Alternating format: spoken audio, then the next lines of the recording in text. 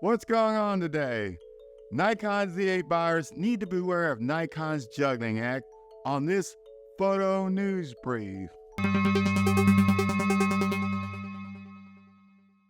Since the release of the Nikon Z8, Nikon has been drowning in money. Through Nikon Z8 sales for the month of June, Nikon is again the #3 photography company behind OEM Digital. According to BCN plus R sales data, Nikon is the yellow line at the bottom of the chart. Nikon is back on top again, they're #3.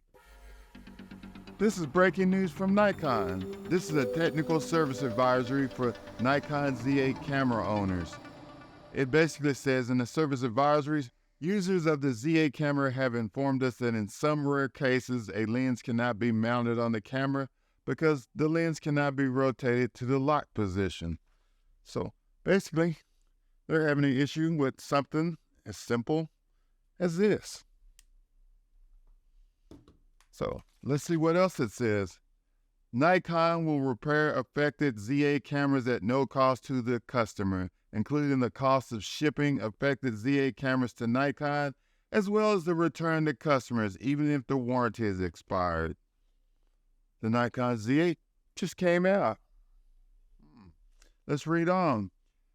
So if you need to identify the affected products and request service, you need to check to see if your serial number is in one of the affected serial numbers. So you need to check to see if your Z8 is affected by this product recall. So you need to check the serial number, and I will leave the link where you can retrieve your serial numbers to see if your Z8 cameras are on the affected list. If you've been watching Nikon's release of firmware 4.0, then you're like me.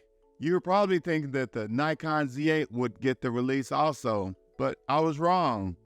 Faithful Nikon Z8 owners are going to have to play the waiting game. Also, to top it off, Nikon pulled any mention of the auto capture feature update from its site for the Nikon Z8. Auto capture can trigger the Z9 to release when it detects people, animals, or vehicles within the frame. You're just gonna have to wait a little bit.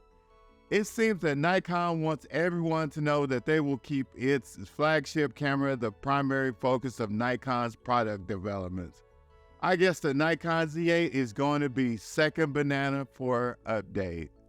Remember that song about eating bananas? Eat bananas, B-A-N-E-N-A.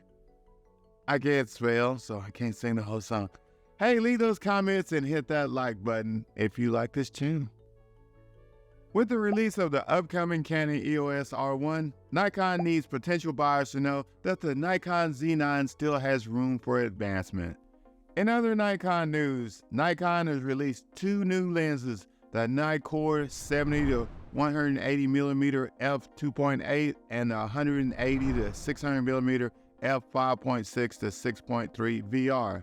These additions to the lens roadmaps will help bolster Nikon's vision to give consumers products in their price range. I will give you my quick observation of these lenses. Let's start with the Nikon Z 70-180mm telephoto lens. For starters, this lens is a whopping 40% lighter than the Nikkor Z 70-200mm f2.8 VR. That lens weighs in at 3 pounds versus 1.7 pounds for the 70-180mm. This will help those photographers that don't like to carry around a 70-200mm due to its weight and size, because that weight can get to you after a while. You just have to be patient. The Z 70-180mm costs $1,249, which is half the cost of the Z 70-200mm that costs $2,399. That means that you can tell your wife or husband that you saved the family some money. This lens has suppressed focus breathing for video. This has been one of my pet peeves about Nikon lenses. It's nice to know that Nikon is actually listening to hybrid creators, and this will help you that much more with your video production. Now for the little things. This isn't an S-class lens, but you can expect the same quality as the other budget line lenses Nikon has released lately. Watch carefully, this is a telescoping lens. That explains why it has a 6-inch profile. Due to it being a budget lens, it doesn't have VR. but the in-body stabilization of the camera will compensate for this limitation. After all, this lens is lighter, so that means you won't have to manhandle or woman handle this lens like the Z70 to 200mm or the F-mount 70 to 200mm, which is even heavier. That's heavy. This lens is resistant to dust, drips, and smudges, but isn't guaranteed to be dust and drip resistant in all situations. So don't go out in the rainstorm and do a YouTube video on the lens weather resistance. You just might get a little disappointed. Let's pivot to the Nikkor Z 180 to 600mm f5.6 to 6.3 VR super telephoto zoom. This lens is a mere $1,699. You get a 9S Nikon lens for wildlife sports and that occasional distance shot of an airplane. This lens has a constant length, meaning that the weight distribution doesn't change. With it being an internal zoom, that means that it's durable and weather sealed, better than a telescopic lens of the same price.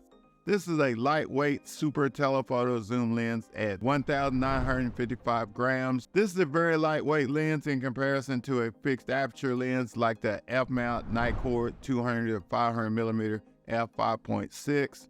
That weighs in at 5 pounds without the collar. That's heavy. That's wow. With 5.5 stops of vibration reduction or VR, this lens will give you a little room for shake. That's the wrong kind of shake, but you get it. Now this lens is in a fixed 5.6 to 6.3. At 300mm, it transitions to f6.0 and 500mm 6.3. By no means are you going to be able to use this for low light situations. This lens is for casual daylight photographer that wants to get a shot of a bird or some sports photography at a local event outdoors. I will leave the link in the description below if you want to make more informed decisions on this lens.